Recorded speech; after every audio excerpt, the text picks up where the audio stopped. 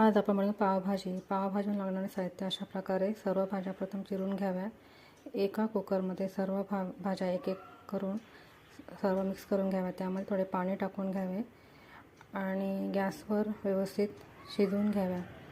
भाज्या शिजल्यानंतर त्या मिक्स करून घ्याव्या. मिक्स केल्यानंतर एका कढईमध्ये तेल गरम करावे. एकदम बारीक चिरलेला कांदा घेऊन तो कढईमध्ये व्यवस्थित लाल रंग येईपर्यंत व्यवस्थित परतून घ्यावा. कांद्याला लाल कलर आल्यानंतर त्यामध्ये आलं लसूण पेस्ट टाकावी. व्यवस्थित ती पेस्ट मिक्स केल्यानंतर त्यामध्ये सर्व मसाले टाकावे. त्यामध्ये हळद, मीठ मसाला, पावभाजी मसाला अशा प्रकारे आणि नंतर शिजलेली भाज्या टाकून व्यवस्थित मिक्स करावे. उकळी आल्यानंतर लिंबू पिळावे, कोथिंबीर पिळून तूप टाकावे. पावभाजी तयार. नंतर एक तवा घेऊन व्यवस्थित गरम करावा. पाव दोन्ही साईडने व्यवस्थित गरम करून घ्यावे आणि आपली पावभाजी खाण्यासाठी